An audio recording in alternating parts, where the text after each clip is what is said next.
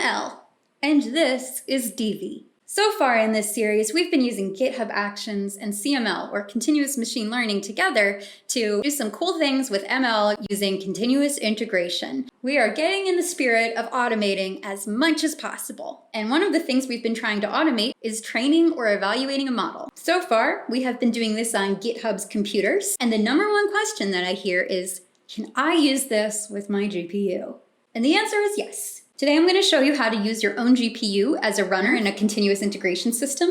This example will use GitHub Actions, but it will be very simple to modify this for GitLab. There are several ways that you can set up self-hosted runners for GitHub Actions or GitLab CI. What I'm going to show you today is only one of them, but it is my favorite one. Everything I'm going to cover today has been written up by a wonderful developer on my team, David, so you can follow along at your own pace with the blog as well. Without further ado, let's jump in. So this is our scenario. I've got some home local workstation, maybe my desktop where I'm working on a project. And I've also got a remote Git repository.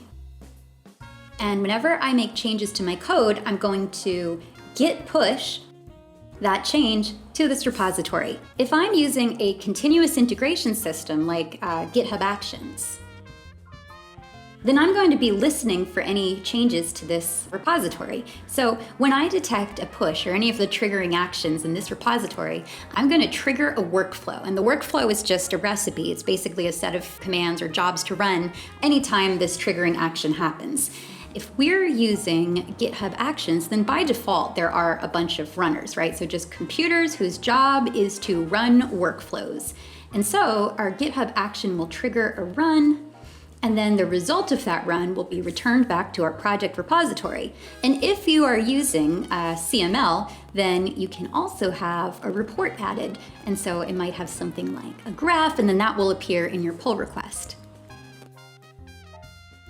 So an awful lot is happening away from your computer. In fact, the only part of this that you really manage is your local machine. Our Git repository is remote and our runners are remote and they're totally owned and managed by GitHub. By default, these are CPU machines, so you might need a little more power, you might have your own resources, perhaps you've got some GPUs at home and you don't want your workflow to execute on these CPU runners, you want it to execute on your hardware. So what's going to happen instead, let's backtrack a little bit. What we're going to do instead is send our workflow to these runners, this machine that you own and manage, and we will return back our results. And again, you are welcome to use CML to make some cool report. In this video, we're going to cover how to set up your machine that has some GPUs so that they're listening for any workflows from your CI system. There's going to be a couple of prereqs. So these are some things that, in the interest of time, I'm not going to cover setting up, but you will need them ready to go in order to follow along in the video. So number one is a GPU. Number two is Docker installed. And number three is going to be NVIDIA Docker. And I will put in the comments a bunch of docs about how to get these set up, and there's a bit in our blog as well. And I'll make one recommendation, which is that if you don't have this hardware on hand, but you still want to give this a try, I would recommend using the kind of machine that I am using in this tutorial, which is that I'm using an AWS EC2 instance with the Deep Learning AMI. Personally, I'm running this on Ubuntu 18.04. This comes with Docker and NVIDIA Docker as part of the AMI, and if you select a GPU when you're configuring your instance, then you'll have that as well, and it should be ready to go basically right out of the box. All right, welcome to my computer. We're gonna first check around and make sure we've got some of the things installed that we want. So first, let's confirm we have a GPU. So hello world for GPUs, NVIDIA SMI, and boom, we do indeed. We have a Tesla M60, cool. The way that we will check that we've got Docker, our GPU, and NVIDIA Docker all in good shape is with this command. So we're gonna do Docker run. We're gonna use a flag that says use all the GPUs on this machine, expose all of them to our container. And then we're gonna put in a path to our CML Docker image. And the final command will be NVIDIA SMI. So we're saying run this inside the CML Docker container that has all of the GPUs exposed to it. It's going to pull the container first. It'll take a moment, but then after that, we will run NVIDIA SMI and check out what happens.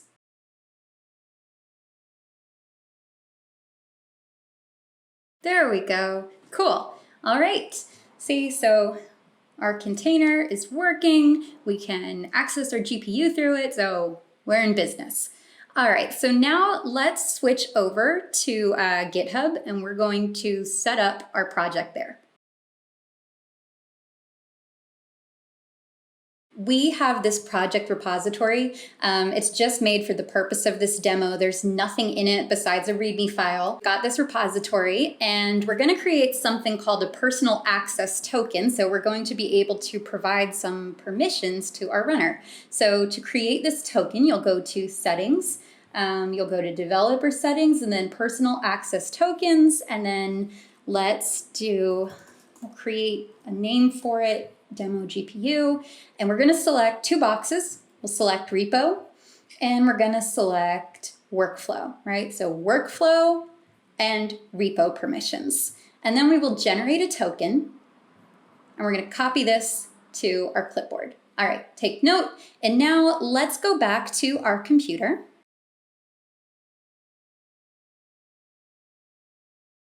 Let's use this, and all of this code is on the blog. Docker run, and let's name our runner. I'm going to call it GPU runner. We're using a detached flag, so this container can run in the background of my machine. And we're going to use a GPUs all flag to say expose all of the GPUs on this computer to the container. And now let's set some environmental variables. And the first one that we'll do is runner idle timeout, which says if you don't hear from GitHub in this many seconds, then shut down. And I'm just going to do 1,000. That number is up to you and whatever you're comfortable with. The next variable is runner labels, and we'll see these appear in a couple places on GitHub. They're also used in GitLab, although GitLab, the interface is going to call them tags, but the command line is going to be exactly the same. You will keep this code exactly the same for GitLab. Runner labels equals, let's see, CML and GPU. So I will explain more about this as we go. Runner repo equals, and now here we're going to give the just simply the URL to my GitHub repository, and I'm just going to go copy and paste it. I'm putting it in quotes, and the next one is Repo Token, and now I will simply paste the repository token that we generated earlier. There we go.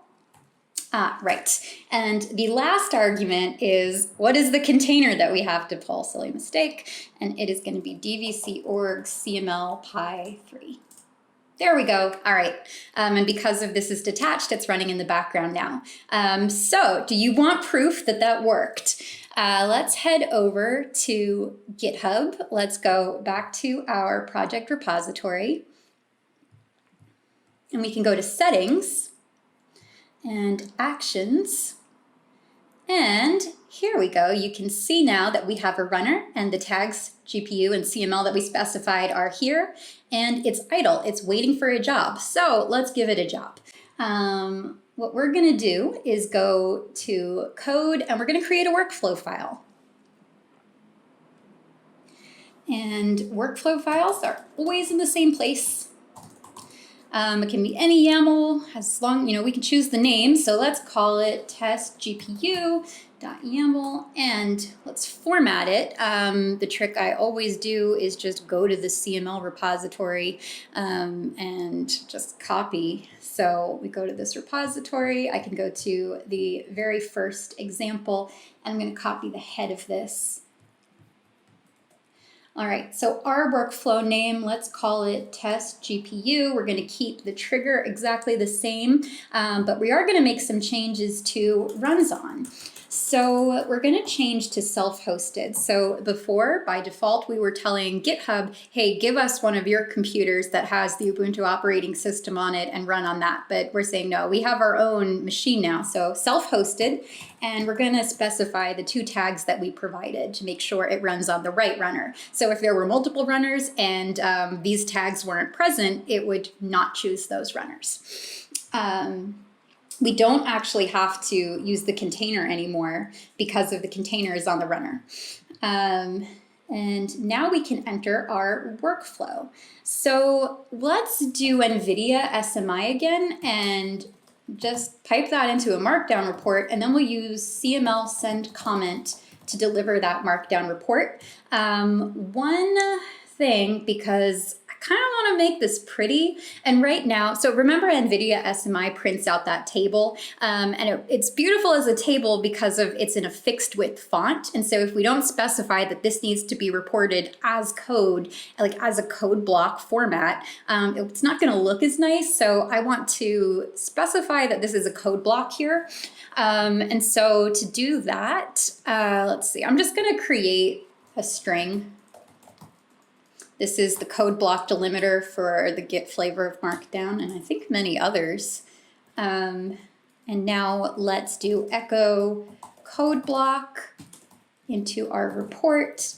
Change this to an append, and let's echo it again. So what we're doing is we are defining the formatting string to say this is a code block. We're saying code block start, print the output of NVIDIA SMI into the code block end, and then send the comment. All right, so if all goes as planned, this will show up in my pull request. So we'll create a branch. Let's call it, does GPU hear me? That's a great branch name. Propose new file. Create, and let's see. Oh, it's running, let's see. Beautiful, there it is. We've got this lovely code block, and we can confirm that we do indeed have a Tesla M60 aboard our runner. And so that's kind of the basics. Now you can build a much more complicated and interesting workflow using your GPU. So as a reminder, this container, even though the container might turn off, your machine will not automatically shut down. Even if you leave this idle for a while. So you would be responsible for ensuring that you turn off your computer, which is very important if you're on something like AWS, like I am right now, racking up GPU time. So we do have some workflows for getting around this, and we're continuing to develop that because it's a really cool aspect, but that is beyond the scope of this tutorial. And so how to kind of auto provision and also auto shut off is going to be the subject of another video. But this is the basics to getting started with using whatever GPUs you currently have as runners for a workflow. Divya and I say thank you from the bottom of our hearts. Please like, comment, and subscribe. There's plenty more coming. Let us know what topics you're interested in and we'll try to cover them. And best of luck to you in all of your MLOps endeavors.